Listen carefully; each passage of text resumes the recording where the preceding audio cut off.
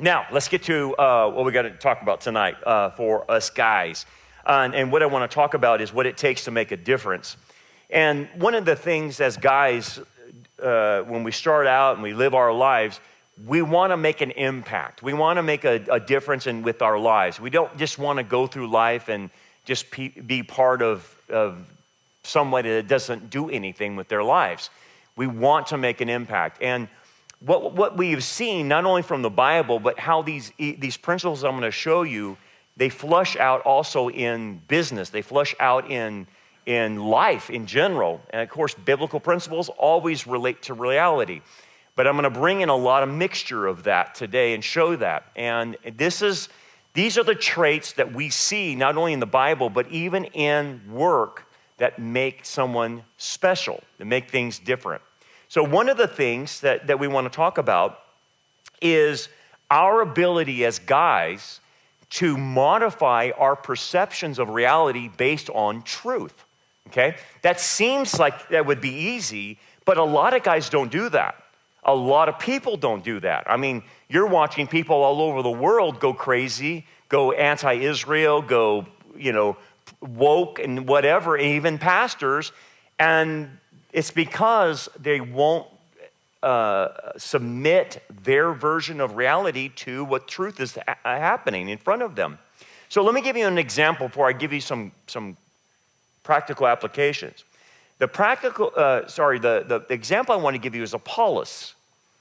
Apollos, as in Acts 18 says, this man had been instructed in the way of the Lord, and being fervent in spirit, he spoke and taught accurately the things of the Lord, though he knew only the baptism of John. So what Apollos was a great teacher, but he was limited on his knowledge. And so then Priscilla and Aquila come, and it says when Aquila and Priscilla heard him, they took him aside and explained to him the way of God more accurately. So they gave him a fuller understanding. And what did Apollos do? Did he say, that doesn't match what I believe? No, he didn't buck the system. He didn't double down. He said, okay, I need to adjust what I understand. I only knew the baptism of John. I didn't even know Messiah. I knew John predicted the Messiah, but I didn't know that Jesus had come and died and resurrected. So they're filling him in on the rest of the story. And so he doesn't buck the system. He just submits to it. That's what we're talking about. That as a person, you have to adjust your perception of the world based on facts and evidence. Now, what does that mean? It means the person is curious. The person is wanting to learn. They're open to new information that would help them understand things. They're willing to rethink their assumptions, and we all have them, and we're willing to sacrifice sacred cows. Okay, we grow up thinking that the world is one way, and unfortunately, it's not, and we have to adjust to that. We have to change our perception. That's what very few people do. Most people will not change their perception of reality. And so the issue is you have to value truth. That's what Apollos does. He values truth, and so he adjusts to it. So again, another example of David. David had to adjust to the truth because David went into a season of craziness. And you recall this. David got into the point where he sinned with Bathsheba, put Uriah on the front line, got him killed, was able to marry Bathsheba, but they had a child. So for 9 months, David is pretending that he has covered everything up. Everything's going to be fine. He's buried it, swept it under the carpet, and it's not going to come back and bite him. That's a false reality. Because reality in the Bible says your sin will find you out. You can't sweep it under the carpet. So what has to happen? Somebody has to come in, Nathan, and break the reality that David's in. He's in a spiritual stupor. So what does David say? You are the man. Gives him a little parable, right? This is what the Lord, the God of Israel says. I anointed you king over Israel, and I delivered you from the hand of Saul. I gave your master's house to you and your master's wives into your arms. I gave you all of Israel and Judah. And if all of this had been too little, I would have given you even more. Why did you despise the word of the Lord by doing what is evil in his eyes? You struck down Uriah the Hittite with the sword and took his wife to be your own. You killed him with the sword of the Ammonites. So this is what woke David up. The good news is he woke up, got back into reality, repented, confessed, and moved on. Great. And that's an example.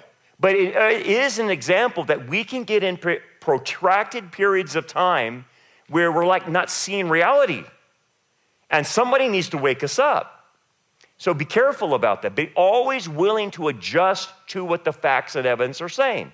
Because here's what happens with most people. Most people will not adjust even when facts and evidence are presented in front of them. They won't change their mind. In fact, what it does, what they have found psychologically, is they actually get hardened in their position. It emboldens them when you give facts and evidence to people.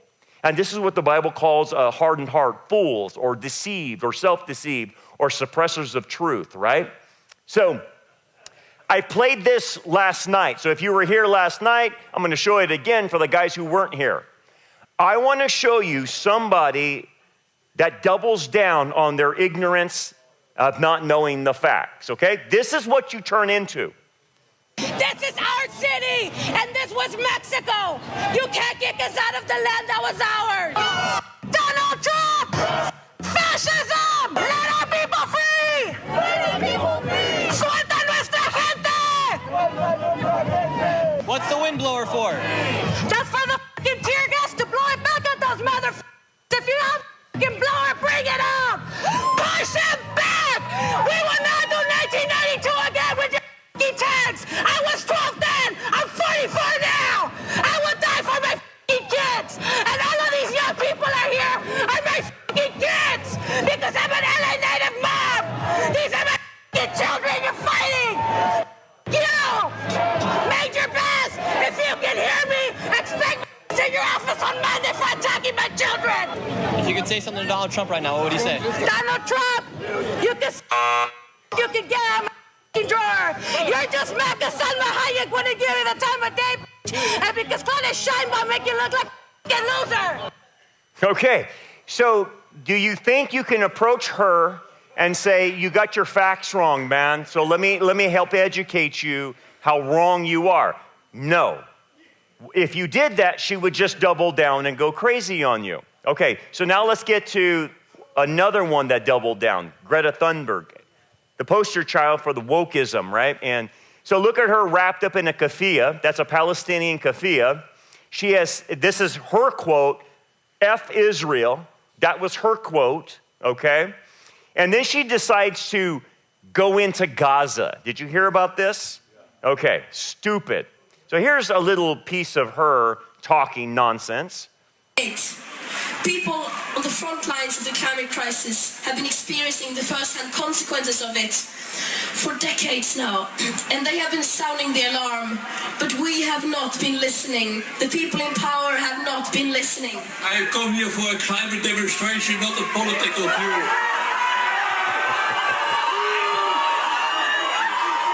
This is climate demonstration. Calm down. Calm down. Calm down. So what happened? What happened is she's combining her concern for climate change. She's the climate czar, and saying that Israel's committing genocide. So she's combining the two. Isn't that funny? That's how the riots, they combine all these things together. So this guy got mad. But anyway, she's a nut job. She doubles down. Even though climate change has been proven false, and her statements that Israel's committing genocide are false, she still doubles down. So she decided to take an expensive yacht. I don't know who paid for her to be on a yacht, go through the Mediterranean sipping wine on her way to Gaza. And she thought she was going to get in a little boat, and she did with her little keffiyeh, and just take the little dinghy into Gaza. Well, I can tell you what's going to happen there. Israel's going to stop her when she's in international waters. And that's what Israel did. So Israel caught them before they went in. They fed them sandwiches, you can see there, and they gave them water. She said she was kidnapped by Israel, right? She was kidnapped by Israel. Israel offered her to show her, to set the record straight, to see the 45-minute video of what the Hamas people did to Israel. Now, you've probably heard that video about it. I don't know if you've seen it, but it shows putting the babies in ovens, chopping people's heads off, raping people. It's for anyone to see if they don't believe what Hamas did. So guess what she did? She refused to look at it, refused to watch the evidence and show how bad Hamas did. Again, this is what I'm pointing out. This is how most people are. It doesn't matter if they're staring right in the face with facts and evidence, they don't adjust their views. So anyway, they sent her back packing, and this guy that she was with, he's also a real bad dude. He was chanting Allahu Akbar, death to America, death to Israel, victory to Islam. So that's who the people she's partnering up with. So she said she was kidnapped, but anyway, Israel sent her back. But really, they put her on a plane and they sent her back to Paris, and she said she was kidnapped. And the whole thing is this. When most people are confronted with facts and evidence, like Israel tried to give her, they just double down. It actually locks them in where they're at. That's why people don't make a difference in the world. It's because they won't adjust. These people, they double down. And what is she protecting? They're protecting their ideology. They're protecting their comfort. They're protecting their identity, group identity, whatever, their behavior. They're trying to protect something because if the facts and evidence they have to accept comes in, then that means that they have to readjust their worldview. That means they have to readjust what they're thinking, and they don't want to do that. They would rather be wrong. That's how crazy things are with people. Obviously, the quintessential example was with the Pharisees. Jesus, the truth is right in front of them. The Messiah is right in front of them. And what do? We will not have this man to rule over us. They doubled down. Another thing, most men get this, but most don't. Most men are reactionary rather than proactive. And that's been a very passive trait that comes from Adam called, the Adam syndrome, to where men take on passivity and they will react to something, but they're not proactive. The mark of a man that makes a difference in the world is they're very proactive about everything. Well, what does that mean to be proactive? It means that you see things where they're heading. You see the trajectory. You see the pattern. And you react to it before things happen. Hey, this doesn't look good. I'm going to take precaution here. I'm going to see what get ahead of this, get ahead of the curve. Men that take action and are proactive, they don't sit and let life happen to them. They don't wait to do what they're told, And one of the big things that these types of individuals do as they are studied is they subordinate how they feel to their values. Their values drive them to do the right thing, okay? That's a big deal. So let's talk about work, for example. You probably can see these types of individuals at your work. Have you been around employees that only do what they're told to do? They don't go beyond that. Like, when Joseph was in prison or when he was working for Potiphar, Joseph looked at how he could make everything better in the environment. He looked about how can I make Potiphar's life easier, my boss. And then when he was in jail, he did the same thing for the jailer. But he was trying to make the best of it.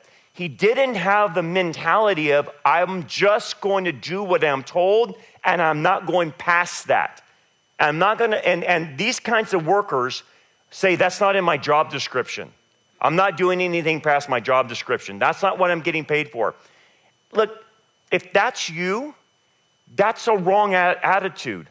I don't care if you're working at a Taco Bell. Your job is to be there as if you're working for Christ and to make that environment better. You're to think about, how can I make the boss's life happier and easier? How can I offer suggestions that, hey, I think this will work better And if we do it this way or we do it that way, what do you think about that? I'm proposing solutions to make the work environment better. That's what Joseph did. But people who are reactive only do what they're told to do. That's the problem. So I'll give you an example. Nehemiah. Nehemiah came back to Israel. It's in shambles from the Babylonian exile.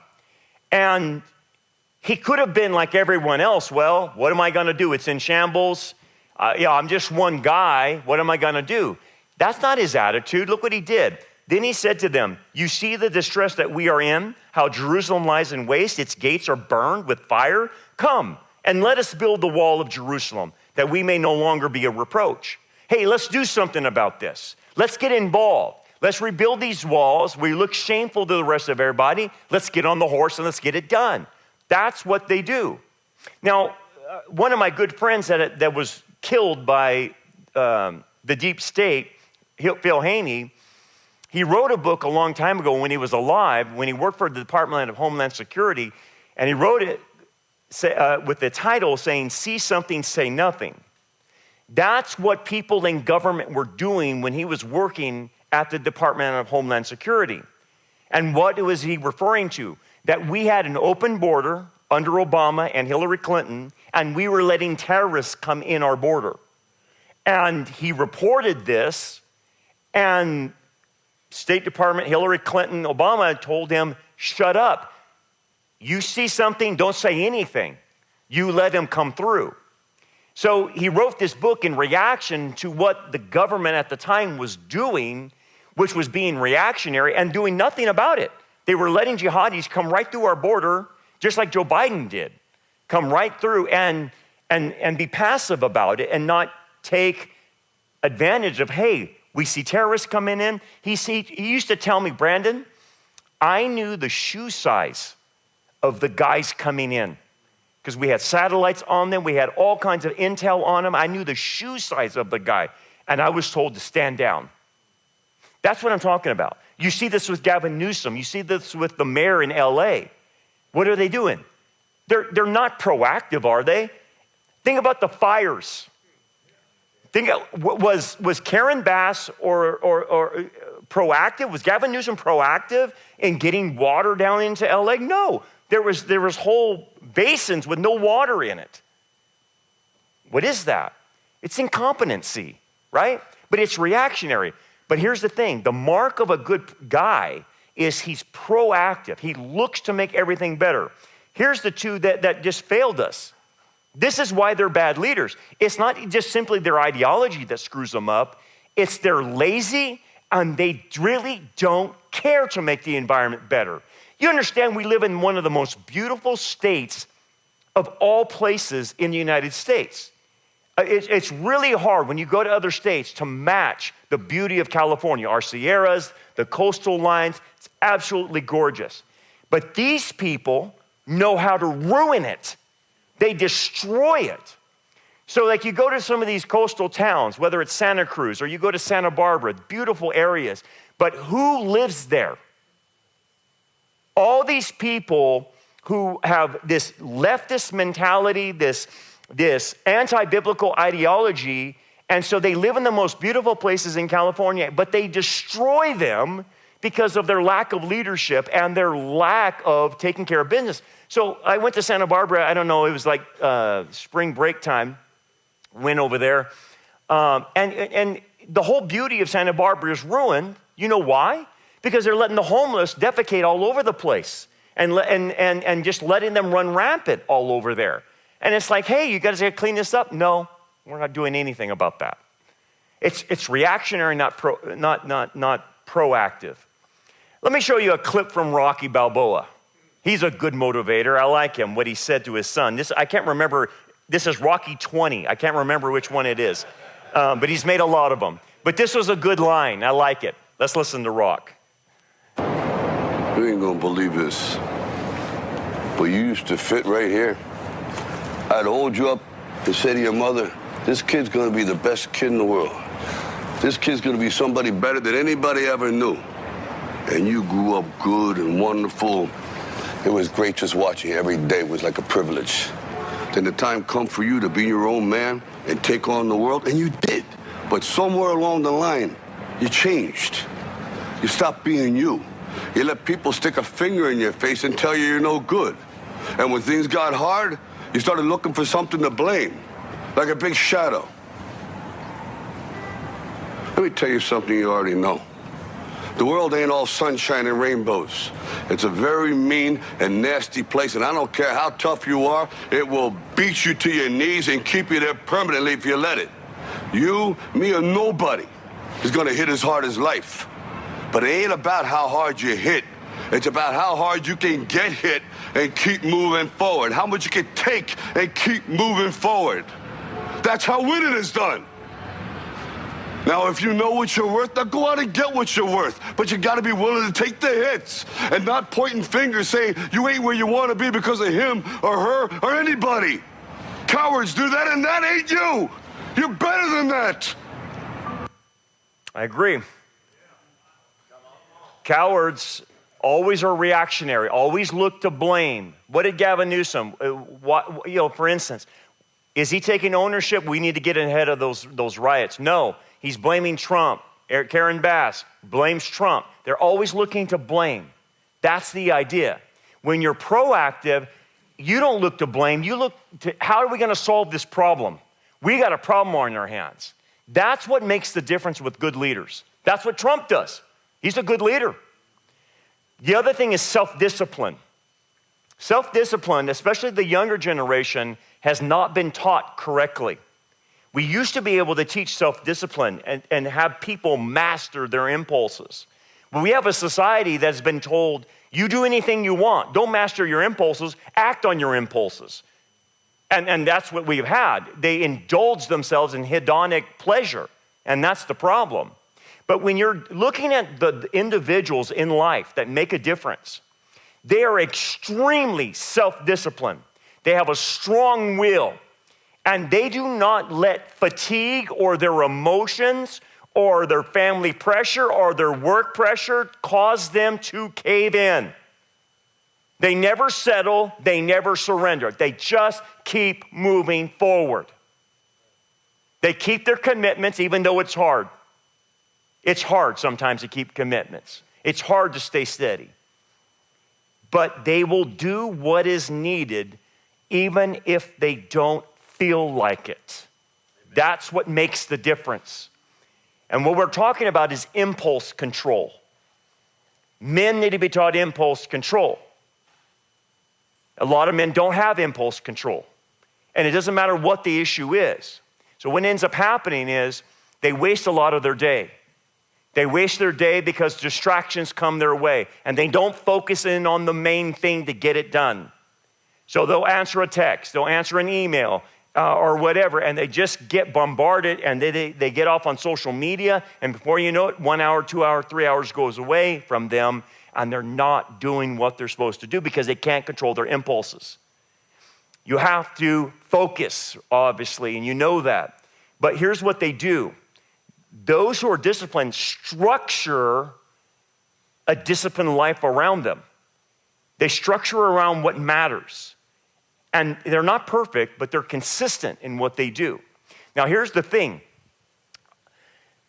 A lot of guys didn't grow up with a dad that taught them impulse control, okay?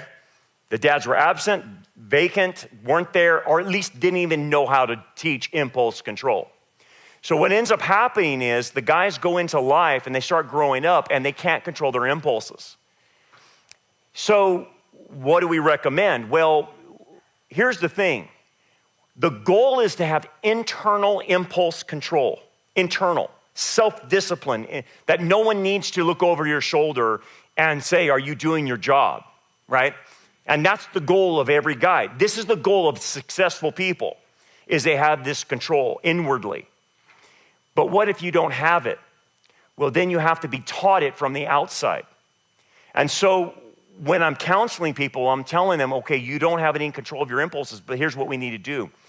We need to surround you outwardly with a structure that teaches you how to control your impulses. So that means heavy duty accountability. And you have to learn the structure so that the longer you do the structure, then it becomes internal.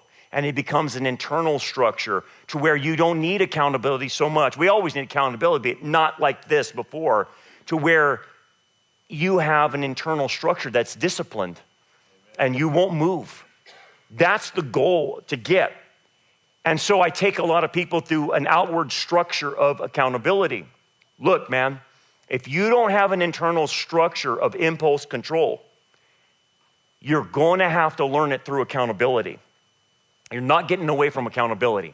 What does that mean? Does it mean I have to have accountability partners? Yeah, maybe. But it means this, that your life needs to be checked out by somebody, and it can't be your wife. It has to be those on the outside. You have to have more eyes on your life than you and your wife. So you have to have outside people. So you have, you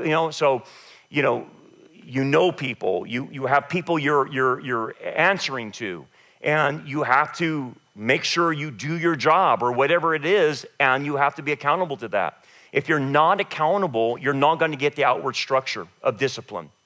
But I'm telling you, if you can get it and then turn it into an internal, you are beyond 95% of the people in this world. That's who makes a difference. Proverbs 25:28 says, whoever has no rule over his own spirit is like a city broken down without walls. That's what it's saying. You must master yourself, in essence, right? Let me show you this. I'm showing you Spartans. That's kind of the theme I've been using, but I picked them because historically, if you study the Spartans, they were very disciplined, a very disciplined group of men. And what they found in them is they had a system they were taught from the young child age called the agoge system. And it was a rigorous military training. And basically from being little. But it was teaching them the outward structure of discipline and cohesion. And they had to work together with their other teammates. And it created a psychological commitment with the others because some of the formations that they made to fight depended on the other guy. The other guy had to do his job if we were going to create a formation. And the most famous formation they had was the phalanx formation. The phalanx formation is what they used in Thermopylae to stop the Persians from coming in. Of course, they used the natural terrain and they had a very narrow path. But what happened is they used the phalanx formation and they all interconnected with their shields and they all had to do it. And if one guy didn't do it, it broke down the entire formation. You had to be very disciplined. You couldn't be afraid because you had the oncoming guys coming in and attacking you. And so they learned discipline, but they learned it from their youth. So by the time they're a man, it's internal. They know no one's gonna hightail it and run when the enemy's coming. And they used it brilliantly. Remember the movie 300? The movie tried to show you the phalanx formation at Thermopylae. Let me show you a clip and you can see how they would interlock their shields and use them in one force. So let's watch this little clip. Persian! Come and get them!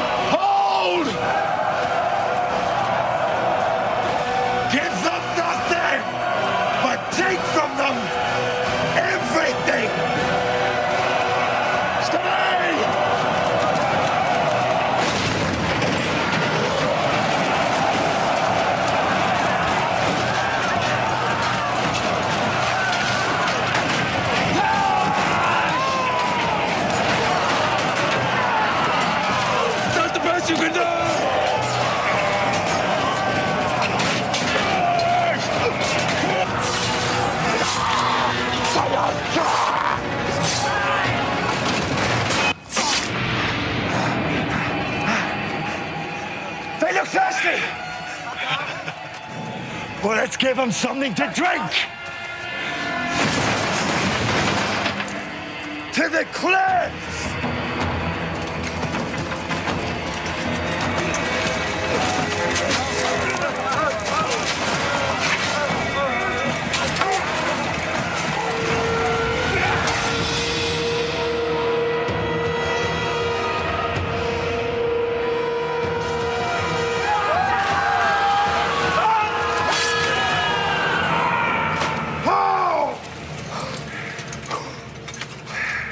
Hell of a good start.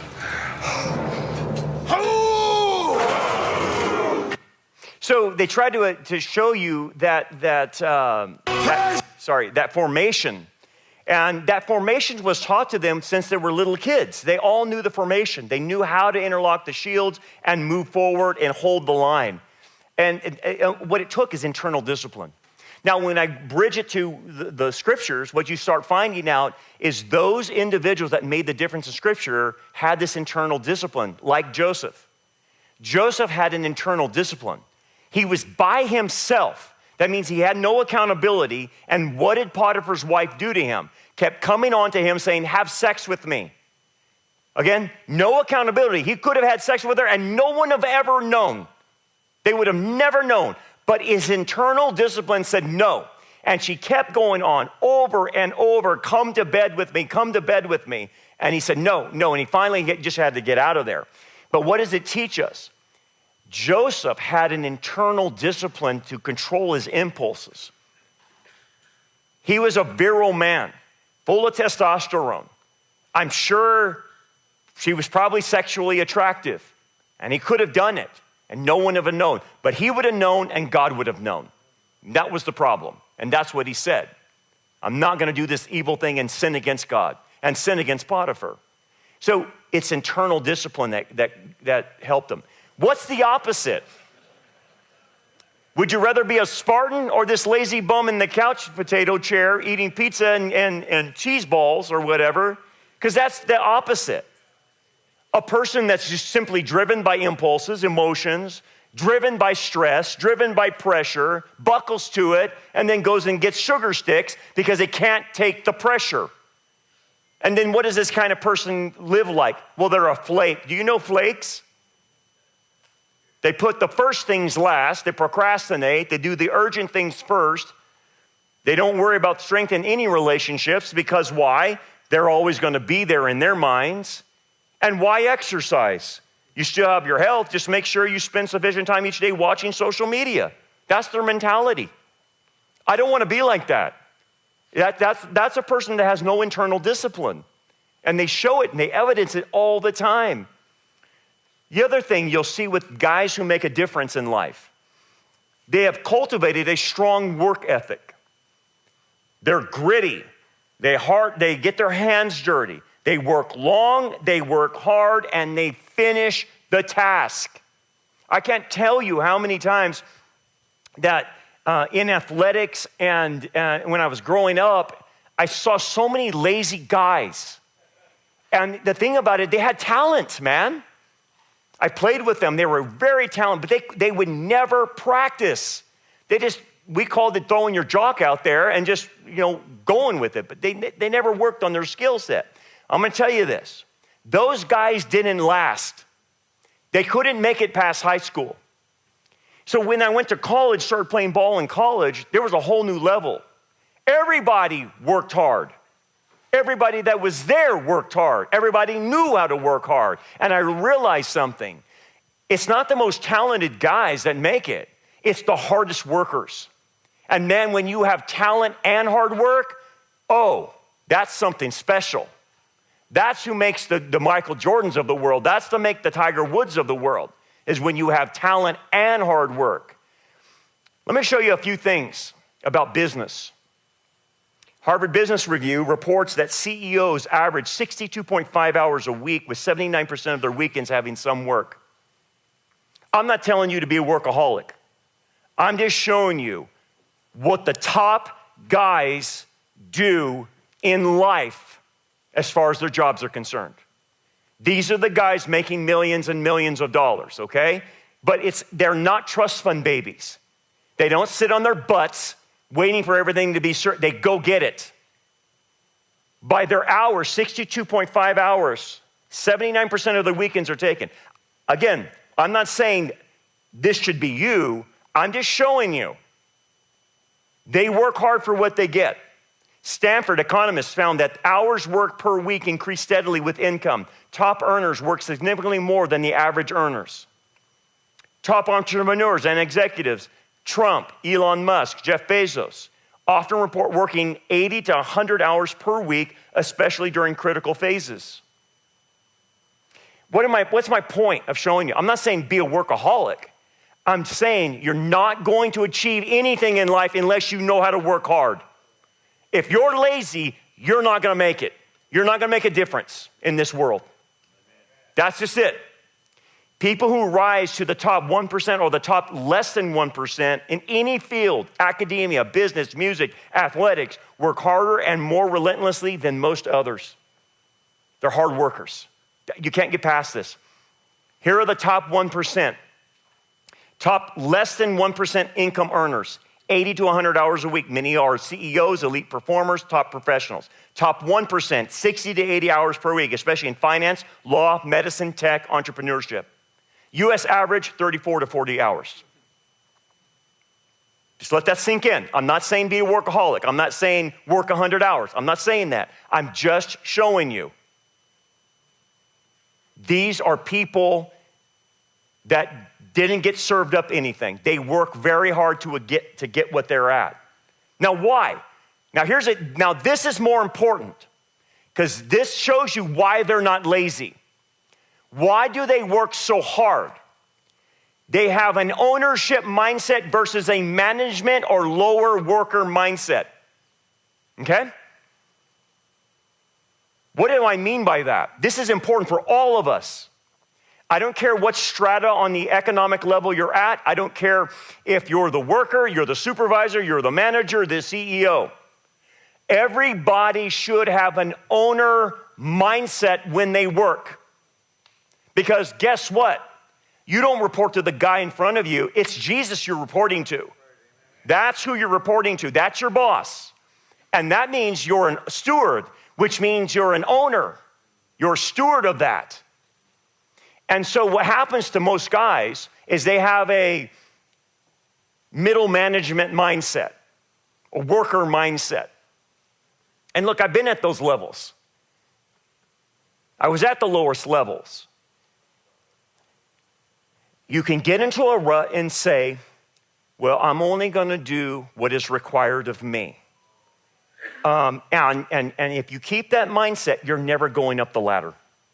You can't have that mindset of middle management and worker mentality. You have to have an owner mentality. What do you mean? It means that if you're an owner of something, you have a competitiveness about you. What do you mean? If you're running your own business, you're competing with other people. You're only going to survive if you rise above the competition. But if you have a worker mentality, who are you competing against? Nobody. I'm looking at the clock of when time I get off here and check out. When's lunch? When's my break? You can't have that mentality. You have competitive pressure. So if you're an owner, you have competitive pressure. So where should the pressure be coming from? I need to please Christ. He sees everything I'm doing. The other thing is they have goal alignment. What do you mean? They know their purpose and calling in life. And that aligns with what their job is. And so when you know your purpose and calling in life and you're aligned to it, dude, you will have endless amounts of energy. If you're stuck at a job that you hate, it's probably because you're not called to it. But when you find your groove, man, you're like, yes, and you're hitting home runs every time, you have endless amounts of energy. It actually brings more energy to you. That's why they can work so long, is because they're constantly being fueled. And then high stakes. The motivation for a lot of guys in this arena is they know that anything they do affects other people under them. If you're the CEO and you employ 100 people, you make the wrong move and you get 50 people on unemployment, it's on you, dude. You made a huge financial mistake. And so because of that, these guys are conscientious about their employees and even their family. They know what they do affects other people. And so that makes them work harder. I want you to think about that. To be successful in life, you have to think about what you're doing and how it affects other people. How is it affecting your parents? How is it affecting your siblings? How is it affecting your kids? How is it affecting the people around you? Most people don't think like that. They just think about themselves. You have to think the high stakes. If I screw up, this doesn't happen. Man, if you're under that pressure, I guarantee you'll have fuel to work. If I screw up and 20 people will be hurt by my decision. Oh yeah, that's why they can work hard. Here's the thing, if you want to be the best in the world at something, expect others to outwork you unless you match or exceed their discipline.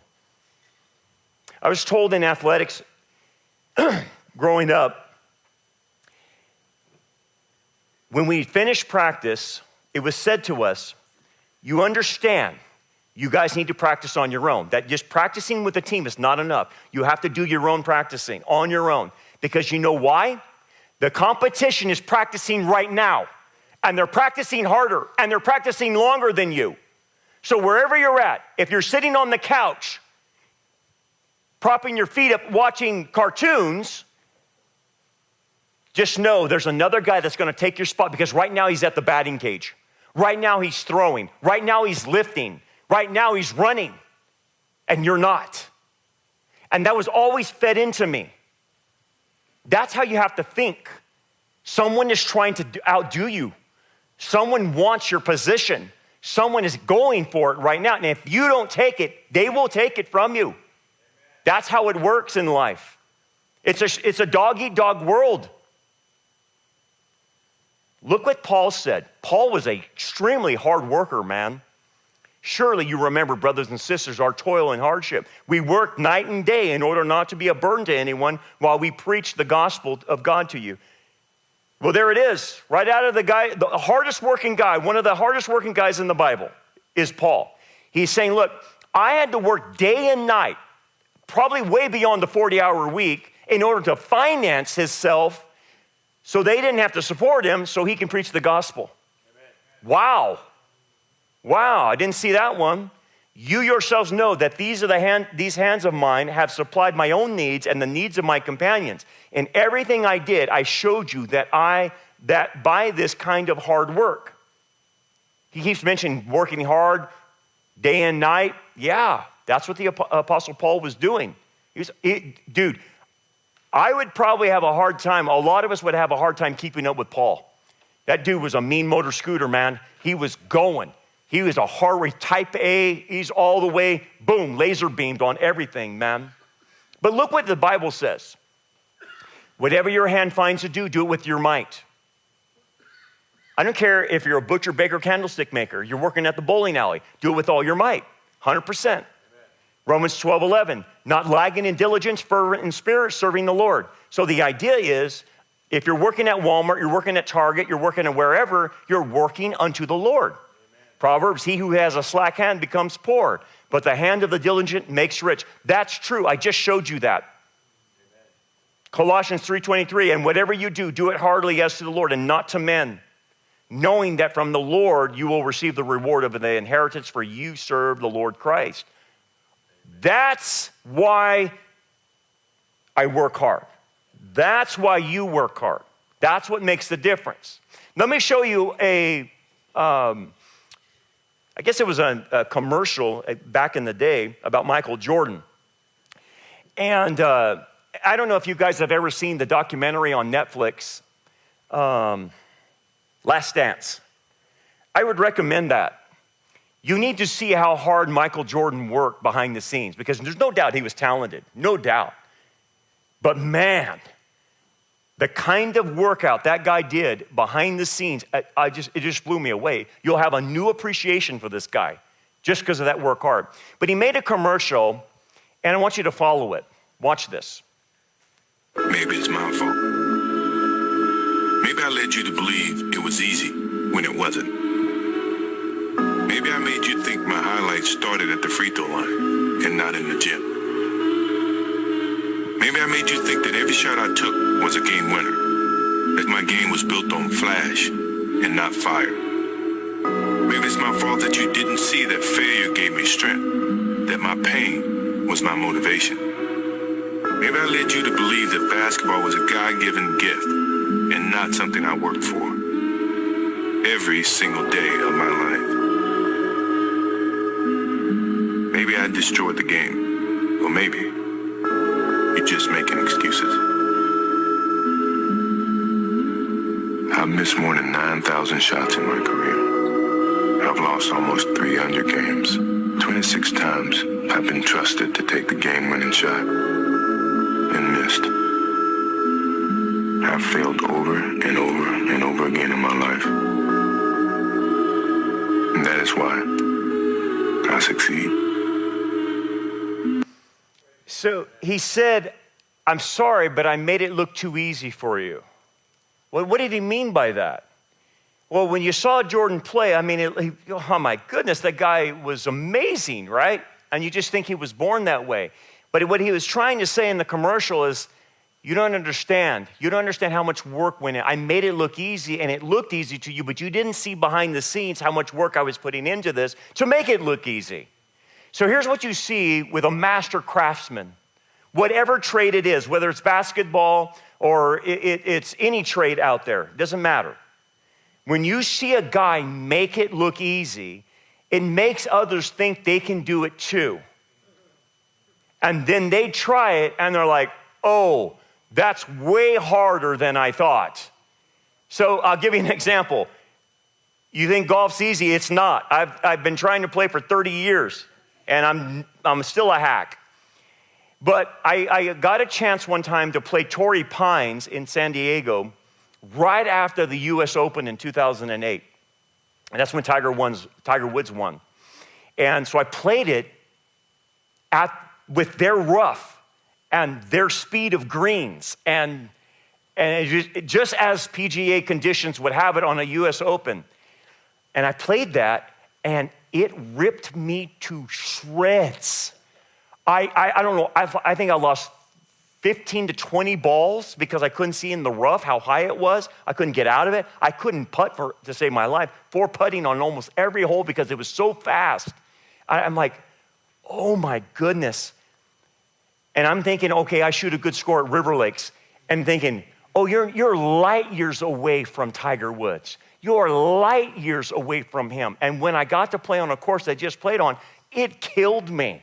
And I got a new appreciation for Tiger, obviously. I always knew he was great, but when you put yourself in that position and say, oh my goodness, it shocks you. It almost humbles you. And you start realizing, yeah.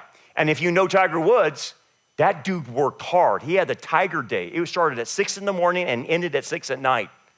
Every day, unless he played. What is my point? If you're gonna make a difference in life, that is the kind of thing you have to do. It's gonna be a lot of behind the scenes things that you're doing. It's your work ethic, it's your discipline. And then when you get to that point and you do what God has called you to do, and you put the time behind it, you'll make it look easy. You'll really make it look easy because you have done the work in the back.